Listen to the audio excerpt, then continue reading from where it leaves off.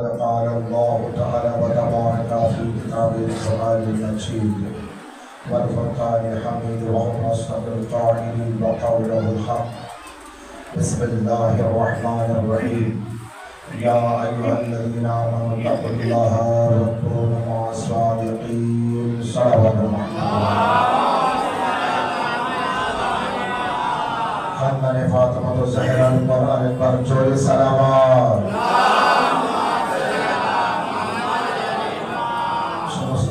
প্রশংসা একমাত্র অদৃশ্য শক্তি পাক আল্লাহ রাব্বুল আলামিনের জন্য। আল্লাহ তাআলার হামদ সানা এবং প্রশংসা।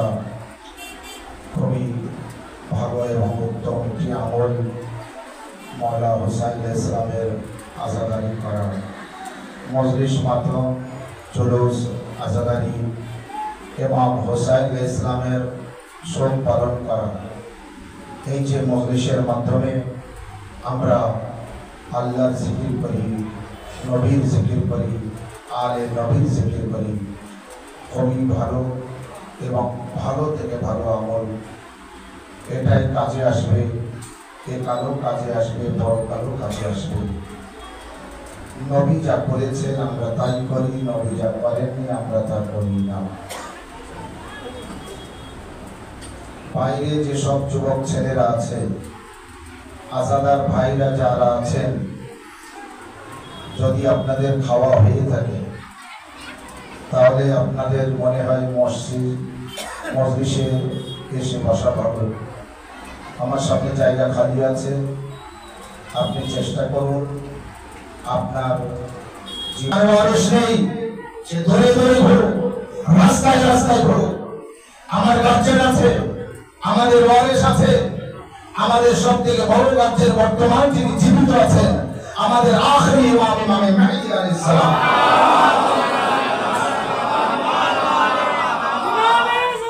জিন্দাবাদ জিন্দাবাদ মুহাম্মদ ওয়া আলে মুহাম্মদ সাল্লাল্লাহু আলাইহি।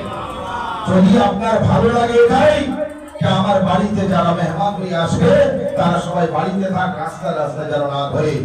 ফাতেমা জাহরার আজাদার ইমাম হুসাইন আলাইহিস সালামের আজাদারের উচিত যেখানে আজাদারি হচ্ছে ফারশে আজাদ বসার জায়গা করে যে সেখানে গিয়ে বলবো। যেখানে খেতে দিচ্ছে ওই জায়গাটা তো ভুল হচ্ছে না? খেতে দিচ্ছে যে মাঠে, ওই আমরা ভুল করে অন্য মাঠে যাচ্ছি না তো?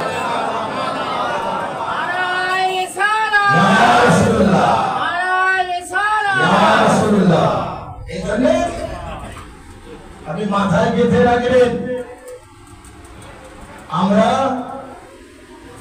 দেখো ইসলাম ইসলাম করে যে দুনিয়ার মানুষ পাগল হয়ে আছে আজ, যেখানে দেখুন ইসলাম, যেখানে দেখুন ইসলাম, যেখানে আপনার যদি বলা হয় তো বলে হ্যাঁ আমি ইসলামের মধ্যে আছি। আরেকজনকে যদি বলা হয় তো সেও প্রতিটা মুসলমানের কাছে যদি জিজ্ঞাসা করা হয় যে তুমি ইসলামের মধ্যে, হ্যাঁ হ্যাঁ একদম কোনো সন্দেহ নেই আমি মুসলমান, আমি ইসলামের মধ্যে আছি এবং খাঁটি মুসলমান। খাঁটি দই, খাঁটি দুধ, খাঁটি ঘি, এতে কোনো ভেজাল নেই। তো ওইরকম ওর থেকে বেশি খাঁটি আমার ইসলাম। আমার ইসলামের মধ্যে কোনো ভেজাল নেই, আমার ইসলামের মধ্যে কোনো ভুল নেই, কোনো ত্রুটি নেই। কিন্তু আমি দেখেছি ইসলামের ভিতরে দুটো দল বেরিয়েছে, একটা খেলাফতওয়ালা, একটা ইমামতওয়ালা। ইসলামের মধ্যে দুটো দল বেরিয়েছে, এক খেলাফতওয়ালা আর এক ইমামতওয়ালা। আমি যখন হাকিকত ইসলাম, সঠিক ইসলামকে খোঁজার জন্য আমি যখন রিসার্চ করছি তো দুটো গ্রুপ পাচ্ছি, দুটো দল পাচ্ছি। একটা খেলাফতওয়ালা ইসলাম, একটা ইমামতওয়ালা ইসলাম। খেলাফতওয়ালা ইসলামের কাছে আমি গেলাম, যাওয়ার পরে জিজ্ঞাসা করলাম তোমাদের কাছে যে খেলাফতওয়ালা ইসলাম আছে তোমরা কতটা সঠিক আছো নিজের জায়গায়? তখন তারা বলল আমরা 100% সহি আছি নিজের জায়গায়। কেমন ভাবে সহি আছো? বলে এই জন্য সহি আছি আমরা যাকে খলিফা বলে মানি। খেলাফতওয়ালা ইসলাম বলছে যে আমরা যাকে খলিফা বলে মানি, আমরা যাকে লিডার বলে মানি, আমরা যাকে রাহবার বলে মানি, আমরা যাকে খলিফা বলে মানি, আরে রাসূলুল্লাহর ওয়াফাতের পর আমরা দেখলাম মানুষের মধ্যে, ইসলামের মধ্যে ঝামেলা সৃষ্টি হচ্ছিল, বিভ্রান্ত হচ্ছিল কোন দিকে যাব, কাকে নেব, কাকে মানব, কার পিছনে চলবো। রাসূলুল্লাহ ওয়াফাতের পর আমরা দেখলাম মুসলমানের মধ্যে খেলাফত ওয়ালা ইসলামরা বলছে, আমরা দেখলাম মুসলমানের মধ্যে বিভ্রান্ত হচ্ছে। তাই আমরা সকলে মিলে চলে গেলাম সাকিফায়। কোথায় চলে গেলাম? সাকিফায় চলে গেলাম। আর সাকিফায় যাওয়ার পরে মুহাজির একটা গ্রুপ, আনসার একটা গ্রুপ, সাহাবায়ে কেরাম একটা গ্রুপ, নবীর যত ভক্ত উম্মতি কালমা পড়নেওয়ালা সাহাবায়ে কেরাম একটা গ্রুপ, মানে সবথেকে মূল্যবান উন্নত মানের দল, খানদান, গোষ্ঠী, গ্রুপ, সাহাবা একটা দল, মুহাজির একটা দল, আনসার একটা দল, আর উম্মতি তো আছে। বলে আমরা আলোচনা করছিলাম যে নবীর পরে কে হতে পারে লিডার, নবীর পরে কে আসতে পারে নবীর জায়গায়। বলে আমাদের মধ্যে তখন এক ব্যক্তি ছিল যে হঠাৎ করে একজন বয়স্ক ব্যক্তির হাত ধরলো, ধরার পরে উঁচু করে বলল, দেখো নবীর সাথে আত্মীয়তা আছে, নবীর সাথে সম্পর্ক আছে, বয়স অনেক বড় আছে, আমি এনার হাত ধরে উঁচু করেছি, আমি এনার হাতে হাত দিয়ে বাইয়াত হচ্ছি, তোমরাও বাইয়াত হও। বলে আমরা তাকে খলিফা বলে মেনে নিয়েছি। সবাই তাকে খলিফা বলে মানলো, কারণ এক ব্যক্তি ওই বয়স্ক ব্যক্তির হাত ধরে উঁচু করেছে। খেলাফত ওয়ালা মুসলমান ইসলাম তারাই পরিচয় দিল। আমি শুনে নিলাম, আমি বুঝে নিলাম। এবার তো মনের ভিতরে এখনো শান্তি ফিরে আসেনি না, বোঝা গেল না যে আত্মীয়তা আছে বলে, বয়স্ক আছে বলে তার হাত ধরে উঁচু করলো, আর উঁচু করার পরে বললো, আমি এনার হাতে হাত দিচ্ছি, বাইয়াত হচ্ছি, তোমরা বাইয়াত হও। তাহলে আমরা এনাকে খলিফা বলে মানলাম। যোগ্য আছে না নেই? মিথ্যে কোনোদিন বলেছে কিনা, সত্যিবাদী কিনা, এসব দেখার দরকার নেই। বয়স্ক ব্যক্তি আর সম্পর্ক আছে, আত্মীয়তা আছে, তো চলো হাতে হাত দিয়ে আমি উঁচু করেছি, বাইয়াত হয়েছি, তোমরা হও। এইভাবে আমরা খলিফা বলে মেনেছি। আমার মন ঠান্ডা হলো না, আমি চলে গেলাম আবার কাদের কাছে? ইমামতওয়ালা কাছে। ইমামতওয়ালা যারা আছে, যারা ইমাম মানে, তাদের কাছে আমি গিয়েছি। যাবার পরে বলছে, আচ্ছা তোমরা ইসলামের মধ্যে? বলে হ্যাঁ আমরা ইসলামের মধ্যে। তোমরা মুসলমান? হ্যাঁ আমরা মুসলমান। তোমরা খাঁটি মুসলমান? হ্যাঁ আমরা খাঁটি মুসলমান। তোমাদের কাছে ইসলাম আছে? হ্যাঁ আমাদের কাছে ইসলাম আছে। এবার আমি বললাম কিভাবে? বলে রাসূলুল্লাহর ওয়াফাতের পর আমরা কাউকে না খলিফা মেনেছি না ইমাম মেনেছি, বরং আমরা রাসূলুল্লাহর জীবিত থাকাকালীন গাদিরে খোবের ময়দানে হযরত আলী আলাইহিস সালামের দুই হাত ধরে রাসূলুল্লাহ উঁচু করে বলেছিলেন, মান কুনতু মাওলাহু ফাযা আলীউল মাওলা, আমি যার মাওলা আলী তার মাওলা। বলে আমরা তাকে ইমাম বলে মেনেছি, যাকে রাসূল মাওলা বানিয়েছে, যাকে রাসূল খলিফা বানিয়েছে, তাকে আমরা খলিফা মেনেছি। এবার বোঝা গেল ইসলামের ভিতরে দুটো দল বেরিয়েছে, একটা খেলাফতওয়ালা, একটা খলিফাওয়ালা, একটা ইমামতওয়ালা, একটা খলিফাওয়ালা, একটা ইমামতওয়ালা। খলিফাওয়ালারা তাদেরও খলিফার হাত ধরে কেউ তুলেছে, ইমামতওয়ালাদের খলিফা যে ইমাম তারও হাত ধরে কেউ তুলেছে। খেলাফতওয়ালা খলিফাওয়ালাদের খলিফা যে আছে তার হাত ধরে তুলেছে কোন এক সাহাবী। ইমামতওয়ালাদের যে ইমাম আছে তার হাত ধরে উঁচু করেছিলেন স্বয়ং নবী।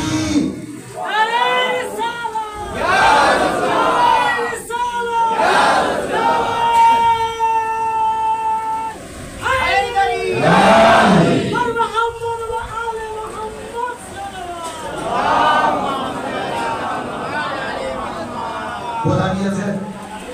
যখন আমি দুটো দল খুঁজে পেয়েছি, একটা খেলাফতওয়ালা আর একটা ইমামতওয়ালা, তো খেলাফতওয়ালারা বলছে আমরা সাকিফা থেকে আমার খলিফাকে নিয়েছি, ইমামতওয়ালারা বলছে আমরা গাদিরে খুম থেকে আমরা আমার ইমামকে নিয়েছি।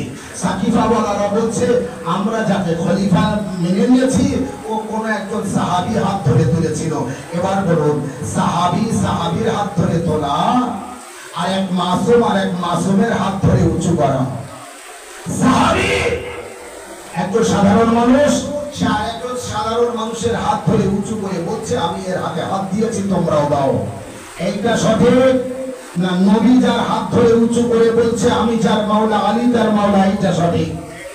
কোনটা সঠিক বিচার করুন আপনি। মাইক বাধা হয়েছে, কান পর্যন্ত আওয়াজ যাচ্ছে। যেহেতু আল্লাহ আকল দিয়েছে, আল্লাহ বিবেক ও বুদ্ধি দিয়েছে, এর দ্বারা আমাকে চিন্তা ভাবনা করতে হবে। মানুষ যাকে দেবে আমরা তাকে গ্রহণ করবো, না নবী যাকে দেবে তাকে গ্রহণ করবো। একজনকে মানুষ দিচ্ছে আর একটা মানুষকে, আর একজনকে নবী দিচ্ছে আর একজন ইমামকে। আমি তোমাদের মাঝে আলীকে রেখে যাচ্ছি, আর সাহাবীরা বলছে এক জায়গা হলে আমাদের মধ্যে ঝগড়া হচ্ছিল, তাই আমরা। এটা তো নবীর পরে না, কিন্তু নবী থাকাকালীন, নবী জীবিত থাকাকালীন তিনি তো মাওলা আলীকে দিয়ে গিয়েছেন। তো আমরা কেন মাওলা আলীকে মেনে নেব না? শুনুন, এক শ্রেণীর মানুষ আছে, এ ওর উপর রাগ করে ওখানে যায় না, ওর উপর রাগ করে ওখানে যায় না। আমরা যারা শিয়া আছি না, হক জানার পরও শিয়াদের উপর রাগ করে কিছু কিছু মানুষ মাওলা আলীকে মানে না। আলী আলাইহিস সালাম কিন্তু শিয়া না। আলী আলাইহিস সালাম এই যে আমার আপনার মতো শিয়া এমন শিয়া না। আলী আলাইহিস সালাম সুন্নি না। আলী আলাইহিস সালাম অন্য যত মাযহাব আছে সমস্ত মাযহাবের না, বরং সমস্ত নবীরা যে মাযহাবের, মাওলা আলী সেই মাযহাবের। এবার মাওলা আলী আলাইহিস সালাম কোন মাযহাবের?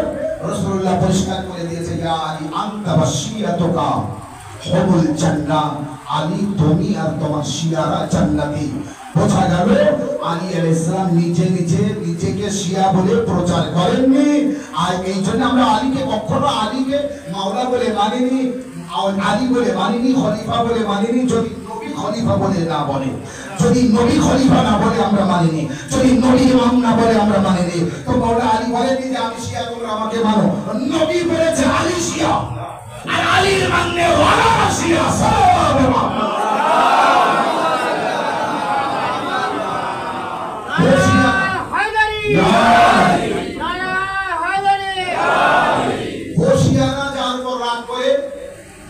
আমি অন্যদিকে, আপনি শিয়া বলে আমি আপনার, আপনি যেটা মানেন আমি সেটা করব না।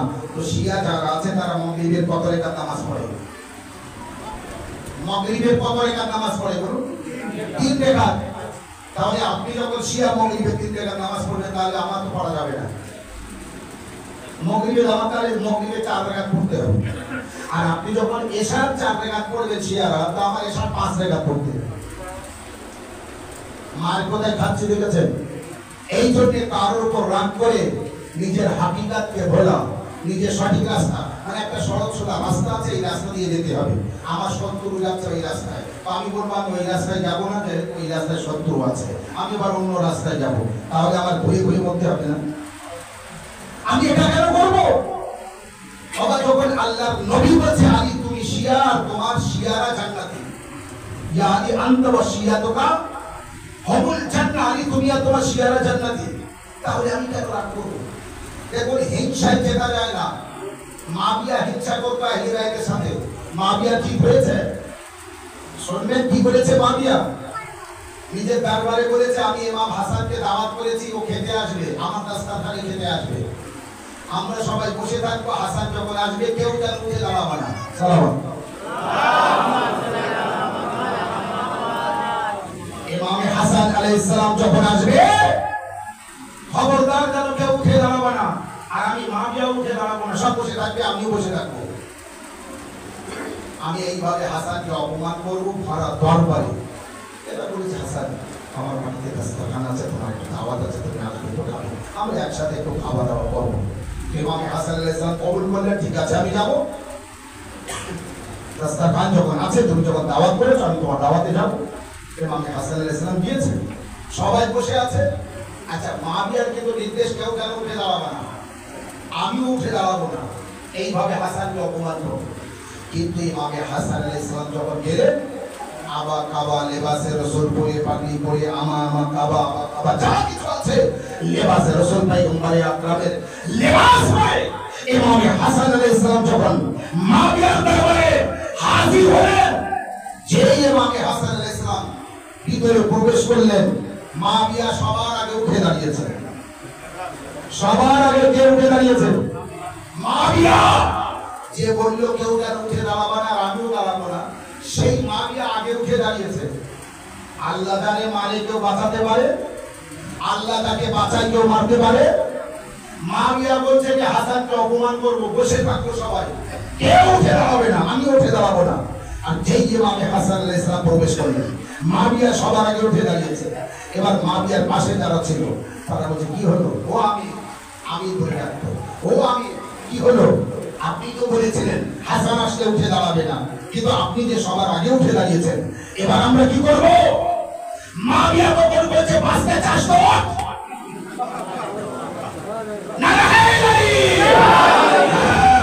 বাঁচতে চাস তো? ওই দেখ ইমামে হাসান যে দরজা দিয়ে প্রবেশ করেছে, ওই দরজার মুখে দেখ একটা দেহ দাঁড়িয়ে আছে, চোখ দিয়ে আগুন বের হচ্ছে, হাতে আগুনের চাবুক নিয়ে আর বড় একটি তলোয়ার নিয়ে, আর আমাকে বলছে মাবিয়া ইমাম এসেছে, উঠে দাঁড়াও, তোমাকে দুই টুকরো করে দেবো।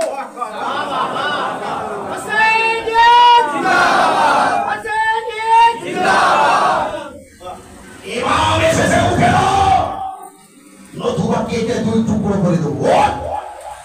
মাবিয়া বলছে ওই গ্যাপ কে দাঁড়িয়েছে, বাঁচতে চাস তো তোরা উঠে দাঁড়া, যেভাবে আমি উঠে দাঁড়িয়েছি। সালাওয়াত খবরদার, আহলে বাইতের সাথে কেউ যেন শত্রুতা না করে। বাঁচতে চাইলে শত্রুতা করা যাবে না, যদি কেউ মরতে চায় তো সে শত্রুতা করবে। কোরআন পাকের আয়াত পড়েছি, যার মধ্যে আল্লাহ রাব্বুল আলামিন ইরশাদ করছে, ইয়া আইয়ুহাল্লাযীনা আমানু তাকুল্লাহা ওয়া কুনু মা'আস সাদিকিন, হে ঈমানদারগণ আল্লাহ ভীরু হও আর সত্যবাদীদের সাথে হও। আল্লাহ ভীরু হও আর সত্যবাদীদের সাথে হও। সত্যবাদীদের, আচ্ছা আমরা তো সব আল্লাহকে মানি না, সব আল্লাহকে মানি না, হয়তো আজ ছাড়তে ছাড়তে একটু বেশি ছেড়ে ফেলেছি, কিন্তু আল্লাহকে মানি, বিরাট মানি। হ্যাঁ, হয়তো একটু কথায় কথায় এটা ওটা বলে ফেলি, সব সঠিক না বললেও সব ভুলও বলি না, সব ঠিক না বললেও সব বেঠিকও বলি না, কিন্তু বিশ্বাস সবাই যার কাছে জিজ্ঞাসা করবেন সে বলবে আমি ভরপুর আল্লাহকে মানি, আল্লাহকে ভয় করি। আচ্ছা, তো আমি এখানে মেনে নিলাম আপনি আল্লাহকে মানেন, এই জন্য আপনি আল্লাহু আকবার বলেন, আপনি আল্লাহকে মানেন এই জন্য আপনি মসজিদে যান, আপনি আল্লাহু আকবার বলেন যে আল্লাহকে মানেন এই জন্য আপনি নামাজ পড়েন, আপনি আল্লাহকে মানেন এই জন্য আমি মেনে নিলাম যে আপনি রোজা রাখেন, আপনি হজ করেছেন, আপনি কোরআন পড়েন, আপনি দাঁড়িয়ে রেখেছেন, আপনি পরেশগার, আপনি মুত্তাকি, আপনি ভালো লোক, আপনি মুমিন, আপনি ঈমানদার, আমি মেনে নিলাম। কিন্তু আল্লাহ যে তারপরে বলছেন সত্যবাদীদের সাথে হও, সত্যবাদীদের সাথে হয়ে যাও। প্রথমত এটা ভাবতে হবে সত্যবাদীদের সাথে হও, তার মানে হলো মিথ্যাবাদীও আছে। সত্যবাদীদের সাথে হতে বলছে, তার মানে মিথ্যাবাদীরাও আছে। মিথ্যাবাদী কারা আমার বলার প্রয়োজন নেই, যে মিথ্যাবাদী নিজে নিজে প্রমাণ হয়ে যাবে কে মিথ্যাবাদী। কিন্তু আমাদেরকে আল্লাহ কাদের সাথে হতে বলেছে?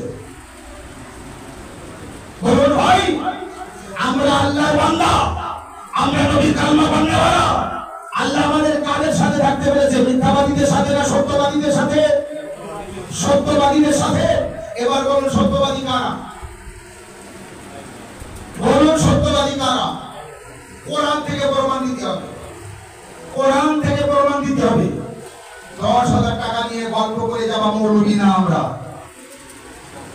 আলবো সারা রাত গল্প করে 10,000 টাকা নিয়ে ঘরে চলে যাবো, ফজরের নামাজ কাদা। এমন মিলাদ করি না, আর এমন টাকাও আমরা নেই না, এমন গল্প করি না। কোরআন থেকে কথা বলতে হবে।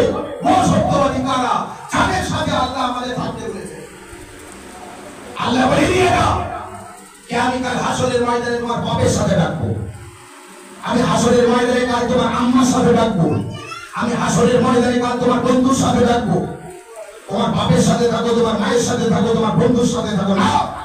আল্লাহ এটাও বলেনি যে তুমি আল্লাহর সাথে থাকো, আল্লাহ এটাও বলেনি তুমি নবীর সাথে থাকো, আল্লাহ এটাও বলেনি তুমি নামাজের সাথে থাকো, আল্লাহ এটাও বলেনি তুমি কোরআনের সাথে থাকো, আল্লাহ এটাও বলেনি তুমি রোজার সাথে থাকো, আল্লাহ এটাও বলেনি তুমি বাস নামাজ পড়ো আর দাঁড়িয়ে রাখো, পরিষ্কার মুত্তাকি হয়ে একবার দরবেশ হয়ে পড়ো না। আল্লাহ এটাও বলেনি। আল্লাহ বলেছে তোমাকে কোনো মা সাদিকিন, তোমরা সত্যবাদীদের সাথে হও।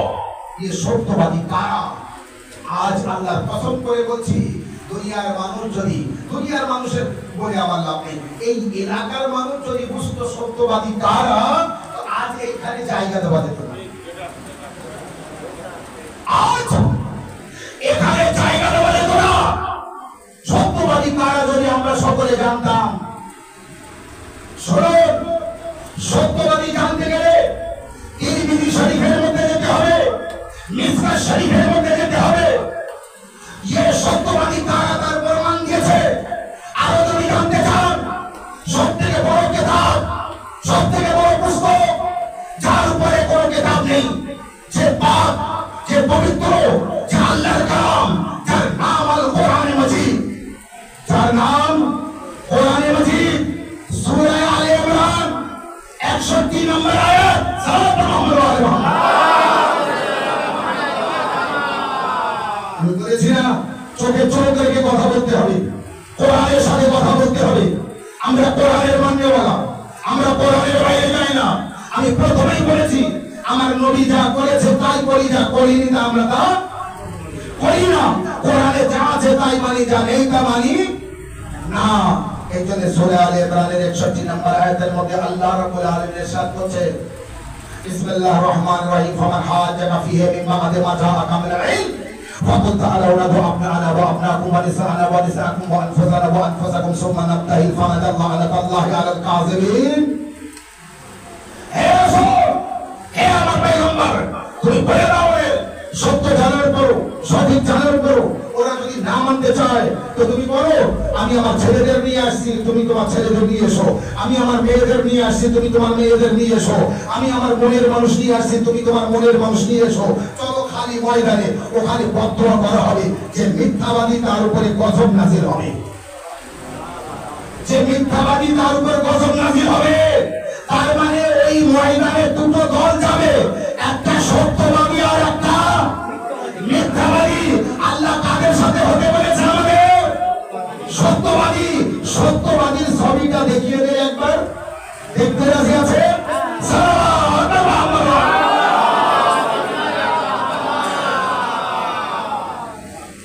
একেবারে ছবি আকারে দেখে নিন সত্যবাদী কারা, যাদের সাথে হতে বলেছে আল্লাহ, যাদের সাথে থাকতে বলেছে আল্লাহ।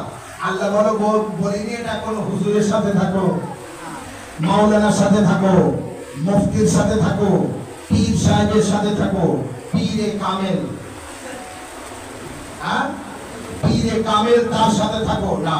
পীরে কামেল কেউ আল্লাহ বলেছে সত্যবাদীর সাথে থাকো, পীর কেউ বলেছে আল্লাহ সত্যবাদীর সাথে থাকো, মাওলানা কেউ বলেছে আল্লাহ সত্যবাদীর সাথে থাকো।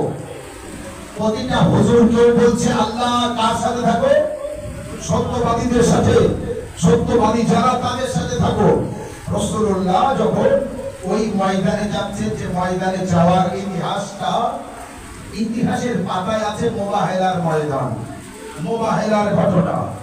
এই মুবাহেলার ময়দানে যখন যাচ্ছেন রাসূলুল্লাহ, আল্লাহ বলেছে রাসূল তুমি বলে দাও যে আমি আমার ছেলেদের নিয়ে আসছি, তুমি তোমার ছেলেদের নিয়ে এসো। আমি আমার মেয়েদের নিয়ে আসছি, তুমি তোমার মেয়েদের নিয়ে এসো। আমি আমার মনের মানুষদের নিয়ে যাচ্ছি, তুমি তোমার মনের মানুষদের নিয়ে এসো।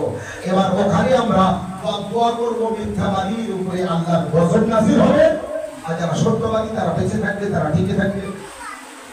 মুবাহিলার ময়দানে যাচ্ছেন রাসূল। যাওয়ার সময় যখন রাসূলুল্লাহ বার হচ্ছেন না, তো নিজের মেয়ে মা ফাতেমা জাহরাকে নিয়ে বার হচ্ছেন, নিজের দুই নাতি ইমামে হাসান ইমামে হুসাইন আলাইহিস সালামকে নিয়ে বার হচ্ছেন, আর নিজের মনের মানুষ মাওলা আলী আলাইহিস সালামকে নিয়ে বার হচ্ছেন। সাল্লাল্লাহু মুহাম্মদ ওয়া আলী। আরো মানুষ আছে না নেই? ইয়া রাসূলুল্লাহ তাদের নেন। আল্লাহর নবী বলবেন ইসলাম আমি নিয়ে এসেছি, মুবাহিলা আমি করছি, আমার একটু বুঝতে দাও। তোমার বোঝাতে হবে না আমার, তুমি আমার উম্মতি না আমি তোমার উম্মতি, তোমরা আমার উম্মতি, তো তোমরা উম্মতি হয়ে আমাকে বোঝাতে এসো না। আমি যেটা করছি দেখো কি হয়। কিন্তু কিছু সাহাবীর মাথায় আসলো না, তারা এসে ডিগি মেরে মেরে নবীকে দেখাচ্ছে মুখ, যে নবী আমার কথা ভুলে গিয়েছে কিনা, আজকে আমাকে একটু নিয়ে যান। কিন্তু রাসূলুল্লাহ যখন নিয়ে যাচ্ছে না, তখন পাকুয়ে সামনে এসেছে, হুজুর আমি একটু যাব, হুজুর আমিও একটু যাব, হুজুর আমিও আপনার সাথে যাব। আল্লাহ নবী বললেন, আজ আমি কাউকে নিজের তরফ থেকে নিয়ে যাব না, আজ আমি কাউকে মানাও করব না, তবে আমার সাথে সেই ব্যক্তি যাবে যে জীবনে কোনোদিন মিথ্যা বলেনি, যে জিন্দেগিতে মিথ্যা বলেনি, সেই ব্যক্তি আমার সাথে যাবে। সাউন্ডটা একটু কমিয়ে দিয়েছে। সালাওয়াত মুহাম্মদ সেই ব্যক্তি আমার সাথে যাবে যে জীবনে কোনোদিন মিথ্যে বলেনি, সেই ব্যক্তি যেতে পারে। এবার যারা এসেছিল সামনে দেখা দিতে সবকিছু সরে গেল, সবকিছু সরে যাচ্ছে, সবকিছু সরে যাচ্ছে, মুবাহালার ময়দানে যাচ্ছে।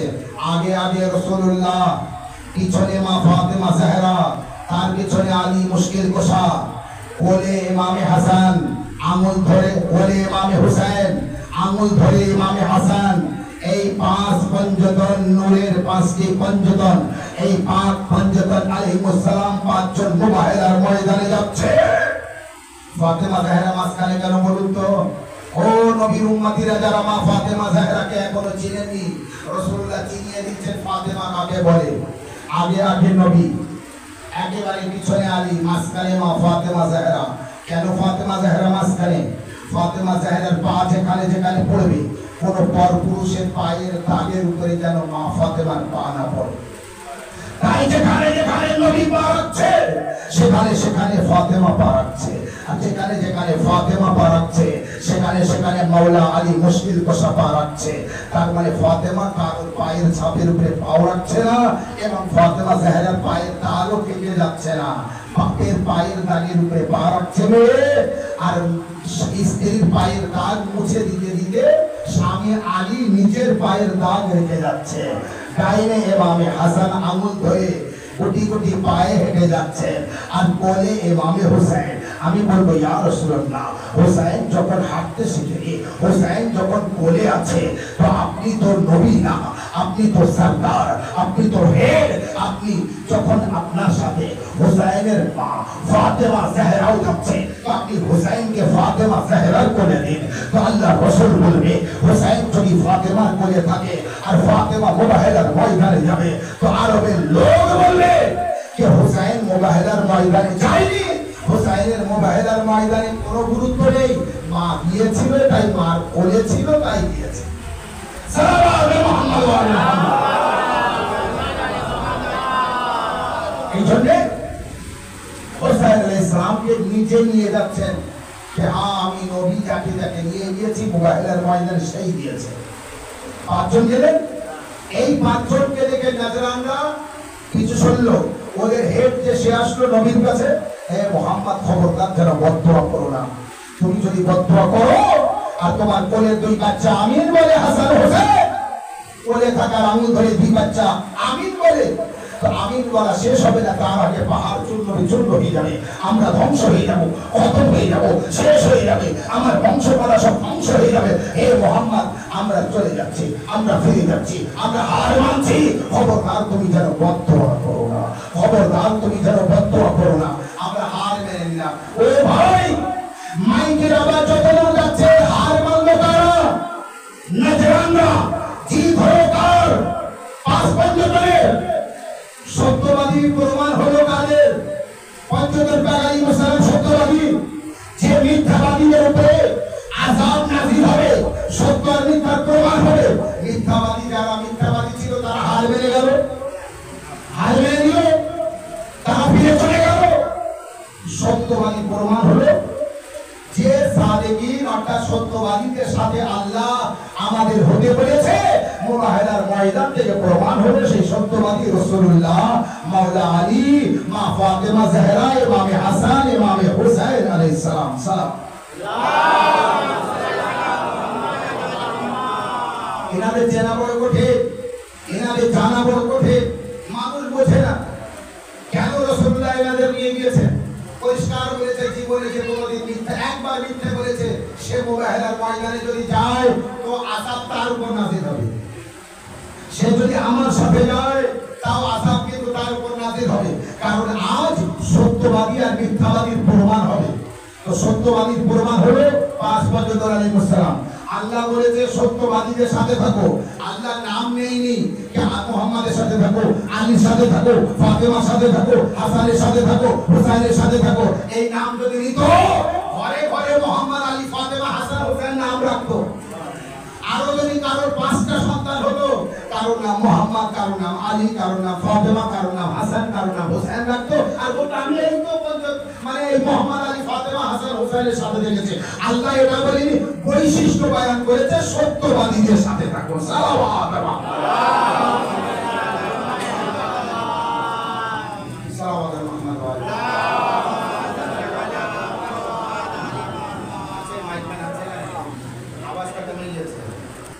মাওলা আলী মুশকিল কোষা একবার মসজিদের বাইরে আছেন, সাহাবায়ে কেরামরা আছে, সবাই আছে, অনেক লোকজন আছে। হঠাৎ করে মাওলা আলী ইসলাম আসমানের দিকে তাকিয়ে, একবার খালি আসমান, কেউ নেই, কিছু নেই, আসমানের দিকে তাকিয়ে বলেন, ওয়া আলাইকুম আসসালাম, তোমার উপর সালাম হোক। বন্ধু, লোক নেই, জন্য আমি যদি বলি আলাইকুম আসসালাম, তো আপনি বলবেন না মানুষের কার সালামের উত্তর দিলেন?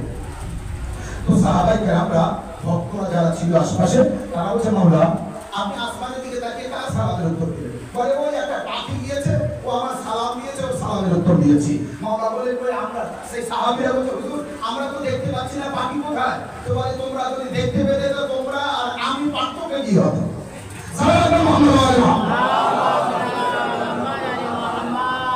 আমার মধ্যে আর তোমাদের মধ্যে পার্থক্য কি থাকতো? যে ওই পাখিকে তোমরা দেখবে, যে পাখি আমাকে সালাম করেছে, বলে মাওলা কেমন পাখি একটু দেখতাম।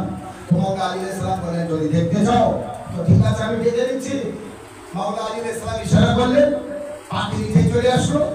দুধের থেকেও সাদা, এমন সাদা পাখি কোনোদিন দেখিনি। যারা বয়ান করছে ওখানে ছিল, তারা বলছে এমন পাখি আমাদের জিন্দেগিতে দেখিনি, এমন সাদা ধবধবে পরিষ্কার একেবারে, এমন সাদা কোনোদিন দেখিনি। কি সুন্দর কালার, সাদার মধ্যে একটি সুন্দর সাদা আছে, খুব দেখতে ভালো লাগে। বলে কি সুন্দর, মানে সাদা, আর কি বলবো। এই পাখিটা যে এসছে, মাওলা আলী ইসলাম বললেন, আয় পাখি, আমার সামনে যারা আছে এদের ভাষায় তুই কথা বল, তুই আমাকে কি জানিয়েছিস? তখন সেই পাখি বলছে, আমি আপনাকে সালাম জানিয়েছি। এবার আরবরা যে ভাষা বলছে, সেই আরবদের ভাষায় বলছে, আমি আপনাকে সালাম দিয়েছি, আসসালামু আলাইকা ইয়া আমিরুল মুমিনিন বলেছি। আপনি আমার আমির আছেন, আপনি আমার হুজ্জাত আছেন, আপনি আমার ইমাম আছেন, তাই আমি আপনাকে সালাম দিয়েছি। এবার যারা ছিল তারা অবাক হয়ে গেল, এই পাখিটা যাচ্ছিল আমরা দেখতে পাই, কিন্তু মাওলা দেখতে পেয়েছে আর পাখি সালাম দিয়েছে। বলে আমি এখান থেকে যেতে যেতে দেখলাম, পাখি এবার বলছে, আমি এখান থেকে যাচ্ছি না, উড়ে যেতে যেতে দেখলাম এখানে আমার মাওলা আছে, তাই আমি মাওলাকে সালাম জানিয়েছি। ও ভাই, ও ভাই আমার, ও মার বলে আমার, কেউ মাওলা আলীকে মানুক না মানুক, মাওলার কিছু যায় আসে না। আল্লাহ বহুত মাখলুকাত সৃষ্টি করেছে মাওলাকে মানার জন্য, তারা মাওলাকে মানার জন্যই সৃষ্টি হয়েছে।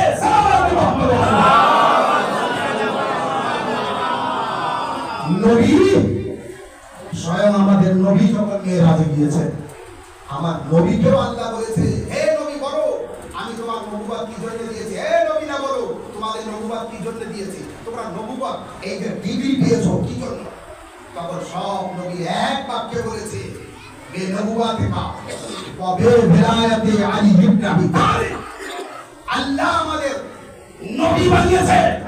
ইয়া রাসূলুল্লাহ, আপনার নবুয়ত গ্রহণ করার কারণে আর আলী ইবনে আবি তালিবের ভিলায়াতকে মানার কারণে আল্লাহ আমাদের নবী বানিয়েছে। তো মাওলা আলী আলাইহিস সালামকে কেউ দুনিয়ার কোনো মানুষ মানলো কি না মানলো, মাওলা আলী আলাইহিস সালামের কিছু যায় আসে? তো সেই সাহাবীরা এবার বলছে, মাওলা এই পাখি যখন হাওয়ার উপরে থাকে তুই কি খায়?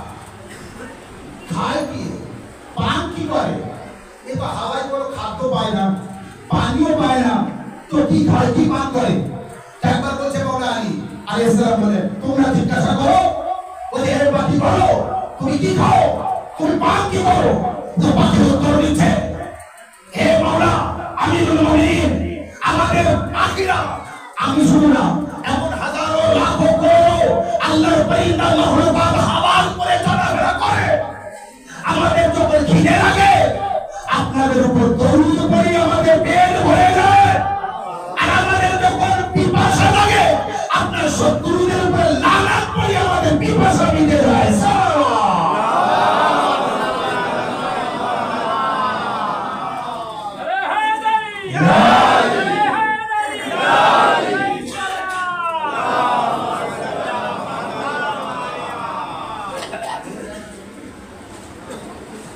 সালাওয়াত মুহাম্মদ ওয়া আলি মুহাম্মদ।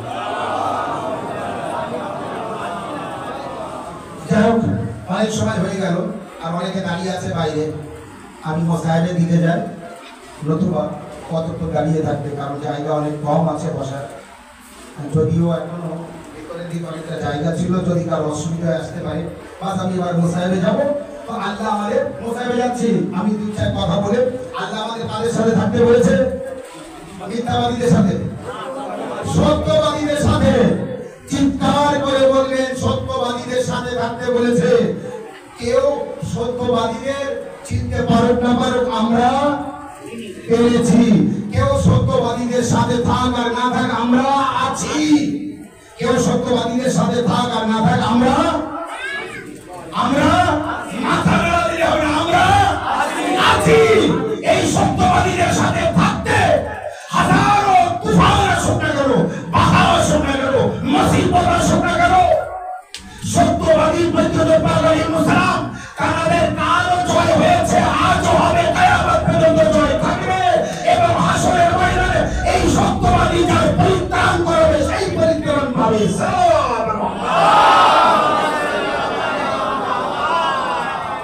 এই জন্য যতদিন দুনিয়ায় আছি, পঞ্চদলী মাযহাবের মধ্যে আমরা ছিলাম, আছি, থাকবো। এর নাম শিয়া ইসনা শরীফ। আল্লাহ নবীদেরও শিয়া বলেছে, আমাদের নবীও শিয়া। পরিষ্কার আছে, এই বিষয়ে আলোচনা যাচ্ছে না, কিন্তু কোরআন পাকের মধ্যে আছে, তাই বললাম। কোরআন পাকে না থাকলে আমি কোনোদিন বলবো না। এবং মাওলা আলী আলাইহিস সালামকে রাসূলুল্লাহ পরিষ্কার করেছে, আলী তুমি শিয়া আর তোমার মাননেওয়ালা যারা আছে সব শিয়া।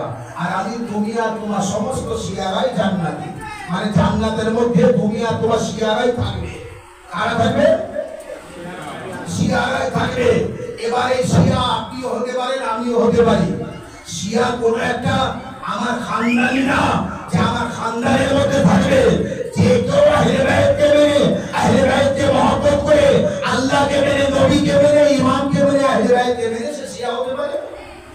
এই শিয়া আমার খানদানি না যে আমার খানদানের মধ্যে থাকবে, আপনার খানদানি না যে আপনার খানদানের মধ্যে থাকবে। সালাম আলাইকুম।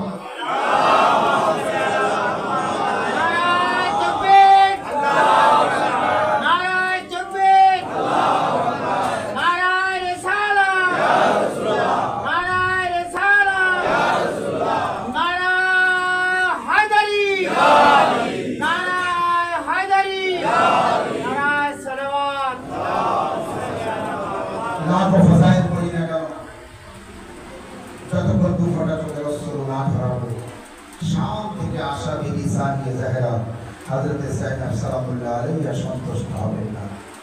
এজন্য একটু মিসাইল অবশ্যই আমরা যতটা পারি খাবে হুসাইন পালন করি পারি। কারবালাকে ভুলতে পারি না, আমরা কারবালাকে ভুলতে পারি না। কারণ কারবালা আমাদের ভিতরে যা কিছু আছে আমরা সব কিন্তু কারবালা থেকে পেয়েছি। সব এক জায়গায় হয়েছিল আর এক জায়গায় করে ইয়াজিদ সমস্ত কিছুকে ধ্বংস করার চেষ্টা করেছিল। নরপশু ইয়াজিদের হাত থেকে যিনি বাঁচিয়েছেন তিনি হলেন মাওলা ইমামে হুসাইন আলাইহিস সালাম। তিনি আমাদের পর্যন্ত ইসলামকে বাঁচিয়ে দিয়েছেন। আজ যদি এই শঙ্করপুর গ্রাম বা এই এলাকার মসজিদ থেকে আজানের ধ্বনি, আজানের শব্দ বার হয় আর আমাদের কানে আসে, তো ইমামে হুসাইন আলাইহিস সালামের কারণে। যদি না কুরবানি দিতেন হুসাইন ইবনে আলী, যদি না শাহাদাত বরণ করতেন মাওলা ইমামে হুসাইন আলাইহিস সালাম, তো এইভাবে আজ আযান হতো না, নামাজ হতো না, রোজা থাকতো না, কোরআন থাকতো না। এই সব কিছু ইমামে হুসাইন আলাইহিস সালামের কারণে হয়েছে। কিন্তু ইয়াজিদ কত বড় নিষ্ঠুর, একবার ভাবতে পারেন কত বড় নিষ্ঠুর। দুধের শিশুর জন্য যদি কেউ পানি চায়, এমন কোন নিষ্ঠুর আছে যে তার মনে দয়া আসবে না? রাস্তাঘাটও আমরা দেখি, যদি কোনো ফকির, কোনো ভিখারি যার কেউ নেই, এলাকায় ঘোরাফেরা করতো, পরিচয় কেউ জানে না, সেই ব্যক্তি মারা গিয়েছে। আমরা কোনোদিন দেখেছি যে তার লাশ পড়ে আছে আর এলাকার কোনো মানুষরা তাকে কাফন কাফনের ব্যবস্থা করেনি? এমন হয়েছে কোনোদিন? হায়রে নবীর উম্মতি আমরা, হায়রে নবীর কালমা পড়নে ওয়ালারা আমরা। আজও বুঝতে পারলাম না कि কারবালার ময়দানে ইমামে হুসাইন আলাইহিস সালামের লাশ বেগোর কাফন ফেলে নবীর কালমা পড়নে ওয়ালারা কিভাবে তারা হুসাইন আলাইহিস সালামের পরিবারকে বন্দী করে দড়ি দিয়ে বেঁধে চাবুক দিয়ে মারতে মারতে তারা নিয়ে যায়। আর নবীর নাতি ইমাম হুসাইন আলাইহিস সালাম, আলী ও ফাতেমার কলিজার টুকরা ইমাম হুসাইন আলাইহিস সালামের লাশ বেগোর কাফন পড়ে থাকে, যে লাশের উপরে কাপড় টেনে দেওয়ার টাঙিয়ে দেওয়ার, যে লাশের উপরে মাটি দেওয়ার কেউ নেই, যে লাশকে দাফন করার কেউ নেই, যে লাশা পবিত্র লাশ পড়ে আছে, আর সেই লাশগুলির উপরে জালিমরা ঘোড়া চালিয়েছে। পবিত্র লাশগুলিকে থেকে মাথাগুলি কেটে আলাদা করেছে। আর লাশ মোবারক এবার আপনি এখানে বসে থাকুন, নিজের মনটা কারবালায় নিয়ে যান। যখন লাশগুলি পড়ে আছে আর মাথা কেটে দিয়েছে, মাথা বিহীন লাশ যদি পড়ে থাকে আপনি কিভাবে দেখে সহ্য করতে পারবেন? আলী আকবর কিভাবে, আলী আকবরের মা উম্মে লায়লা কিভাবে সহ্য করেছিলেন? এই আমার ছেলে আকবরের লাশ আছে যার মাথা নেই। রবাব কিভাবে সহ্য করেছিলেন আসগারের লাশ দেখে? আসগারও কারবালায় ৭২টি লাশ পড়ে আছে, মাথা কিন্তু কেটে গিয়েছে। এই মাথা বিহীন লাশ পড়ে থাকা, তাও সেই লাশের উপরে ঘোড়া চালানো, ওই লাশগুলির উপর দিয়ে কাফেলাকে বন্দী করে নিয়ে যাওয়া, তাও জনাবে যায়েনবকে হুসাইনের লাশের পাশ দিয়ে নিয়ে যাওয়া, যাইনুল আবেদিন আলাইহিস সালামকে হুসাইনের বাপের লাশের পাশ দিয়ে নিয়ে যাওয়া। কেউ আছে সহ্য করতে পারে? কতটা কষ্ট দেওয়ার জন্য তারা এমন ব্যবহার করেছে। আর যখন কেউ চলতে পারে না তখন তাকে চাবুক দিয়ে মারে, যখন কেউ আর হাঁটতে পারে না তখন তাকে চাবুক দিয়ে মারে। এক জায়গায় জালিম ইয়াজিদ শিবরে মালুম, ইয়াজিদ কি বলে, রাস্তার দুই ধারে যারা আছো কেউ বার হচ্ছ না কেন? বার হও, একটা বাঘি এসেছে, তোমরা যে যত পারো পাথর ছুঁড়ে মারো, যে যত পারো ইট দিয়ে মারো, যে যত পারো গরম পানি ছুঁড়ে দাও। ও আজাদারো, এইভাবে ইট পাটকেল ছুঁড়ে গরম পানি দিয়ে দিয়ে ইমাম হুসাইন আলাইহিস সালামের কেউ বোনকে মারছে, যায়েনবকে, কেউ হুসাইনের বিমার ছেলে যাইনুল আবেদিন আলাইহিস সালামকে মারছে। এইভাবে মারতে মারতে আজাদারো যখন নিয়ে যাচ্ছে, একবার রাস্তায় একটি জায়গায় যাওয়ার পরে আব্বাস আলমদারের মাথা পড়ে যায়, আবার তুলে দেয়, আবার পড়ে যায়। আজাদারো অবশেষে জালিমরা একটি ঘোড়ার গলায় আব্বাস আলমদারের মাথা ঝুলিয়ে দিলেন। কিছু দূর যাওয়ার পর এক ব্যক্তি এসে যাইনুল আবেদিন আলাইহিস সালামকে সালাম দিয়েছেন। ইমাম বললেন, আমার এই গুরবতের সময়, আমার এই মুসিবতের সময় তুমি যে আমাকে সালাম দিচ্ছ, মনে হয় তুমি এখানকার বাসিন্দা না। বলে না, আমি মদিনার বাসিন্দা, আমি মদিনা থেকে এসেছি, শুনেছি আপনাদের উপরে বড় মুসিবত এসেছে। হে মাওলা, হে ইমামে সাজ্জাদ, আপনাদের উপরে এত বড় মুসিবত এসেছে কি হযরত আব্বাস আলমদার আপনাদের সাহায্য করেনি? কি আব্বাস আলমদার আপনাদের ছেড়ে চলে গিয়েছে? একবার যাইনুল আবেদিন আলাইহিস সালামের মুখে রং পাল্টে গেল, আওয়াজ দিলেন, হে ব্যক্তি, তুমি যদি আমার নানার সাহাবী না হতে আমি তোমাকে মাফ করতাম না। তুমি যদি আমার নানার সাহাবী না হতে আমি তোমাকে ক্ষমা করতাম না। একবার বলছে, কেন মাওলা?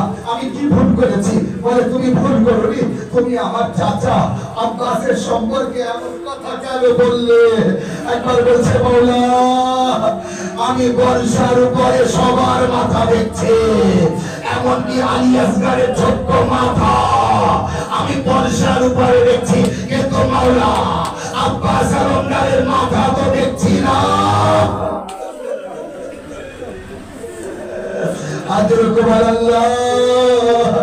একেবারে সাহেবুল আবেদিন আলাইহিস সালাম তখন বললেন ওই দেখো একটি ঘোড়া, তার গলায় দেখো আমার চাচা আব্বাসের মাথা ঝুলছে, মাটিতে লাগতে লাগতে যাচ্ছে মুখটা।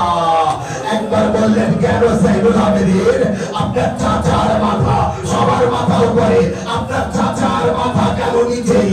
বলে এই জন্যে আমার চাচার মাথা যখন বর্ষার উপরে ছিল, আমার ছোট্ট বোন সাকিরা আমার চাচাকে দেখছিল আর বলছিল চাচা আগে জানলে মশক দিতাম না, চাচা আগে জানলে পানি আনতে পাঠাতাম না, চাচা আমি কি অবস্থা হয়েছে আমার, এ চাচা তুমি চলে যাওয়ার পরে এরা আমার কানে চড় মেরেছে, আমার কানে দোল ছিঁড়ে নিয়েছে, আমার পিঠে চাবুক মেরেছে, আমার জামায় আগুন লাগিয়ে দিয়েছে, চাচা ও চাচা আমার সাহায্য করতে কেউ আসে না।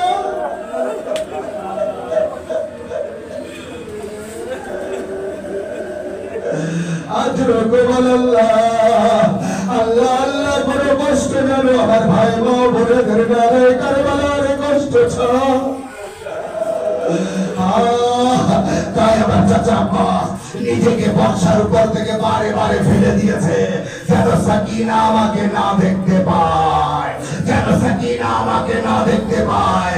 তাই আমার চাচার মাথা ওই ঘোড়ার গলায় বেঁধে ঝুলিয়ে দেওয়া হয়েছে, যেন আমার চাচাকে সাকিনা আমার বোন না দেখতে পায়। ও আসাদারো এইভাবে নিয়ে যাচ্ছে কাফেলা, এক জায়গায় যাওয়ার পরে হযরতে সাকিনা সালামুল্লাহ আলাইহা আওয়াজ দিলেন ফুপি আম্মা, ফুপি আম্মা আমি মনে হয় এবার মারা যাব। বলে কেন কি হয়েছে সাকিনা? বলে ফুপি আম্মা আমার কলিজা শুকনো হয়ে গিয়েছে, আমার কলিজা ফেটে যাচ্ছে পানির জ্বালায়। ও আসাদারো পানি নদীর পরিবার পাচ্ছে না। একবার ওখানে যে ঘর ছিল সেই ঘরের মালিক শুনতে পেলেন, একবার কিছু গরমার পানি দিয়ে এসেছে বিবি জাইনাবের সামনে আনার পরে বলছে এ বিবি আমার তো দেখে মনে হচ্ছে তোমরা ভালো পরিবারের, তোমরা ভালো খানদারের, আমার দেখে মনে হচ্ছে যে তোমাদের চেহারা দেখে মনে হচ্ছে যে তোমরা ভালো খানদারের, তোমাদের খুব কষ্ট দিয়েছে আল্লাহ, তোমাদের মতো আর এই অবস্থা যেন কারো না হয়। এ বিবি এই নাও পানি এনেছি, পানি পান করো আর আমার জন্য টিমকে দোয়া করে দাও, বাস আমার কিচ্ছু করতে হবে না, আমার টিমকে দোয়া করে দাও। হযরতে যায়েনব সাকিনার দিকে ইশারা করলেন, এ মেরি বেটি সাকিনা এখন পানি পান করো না, আগে দোয়া করছি তুমি আমিন বলো। একবার যায়েনব বললেন বিবি তোমার দোয়া কি আছে বলো। একবার সে বিবি বললেন আমার প্রথম দোয়া এই আমি যেন তাড়াতাড়ি মদিনায় যেতে পারি,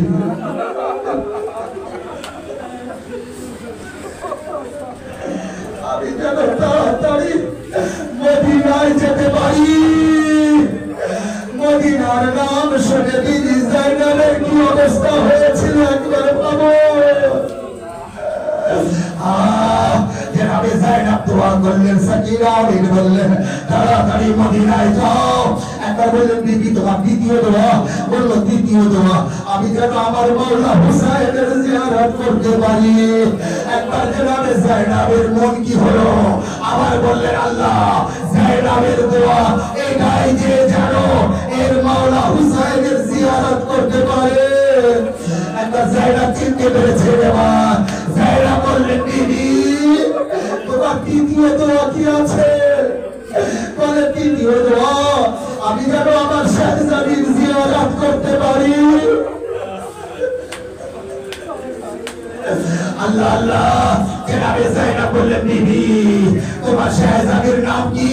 সে বিবি তখন বলছে আমার শাহজাদির নাম রাস্তাঘাটে নিতে রে, আমার শাহজাদি বড় পর্দাওয়ালি, আমার শাহজাদি কখনো বাইরে আসে না, আমার শাহজাদি বেপর্দায় হয় না, সূর্যের আলো আমার শাহজাদিকে দেখে রে। একবার যায়নাব বলছে তোমার শাহজাদির নাম বলো দোয়া করি। একবার সে বিবি বলছে আমার শাহজাদির নাম হযরতে যায়নাব।